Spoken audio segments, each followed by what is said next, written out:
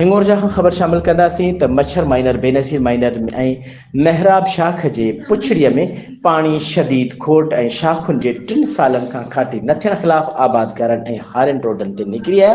पाणीअ जी शदीद खोट ऐं मुंड में पाणी चोरी थियण जे ख़िलाफ़ आबादकारनि ऐं हारियुनि हाजी मोहम्मद हसन मंगणे जो, सरदार हुसैन मंगणे जो, कामरेड अली खान मंगणे जो जे अॻुवाणी में हिंगोर जा मच्छर चौक ते एहतिजाजी मुज़ाहिरो करे धरणो हयो ऐं आपाशी खाते जे कामरनि ख़िलाफ़ सख़्त नारेबाज़ी कई।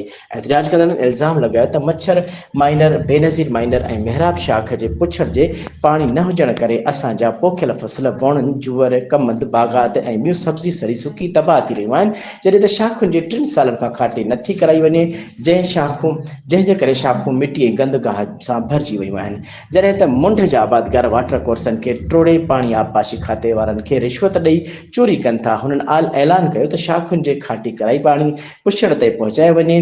ॿिए सूरत में 31 जुलाई ते चीफ इंजीनियर सखर जी ऑफिस आॾो धरणो हयो वेंदो।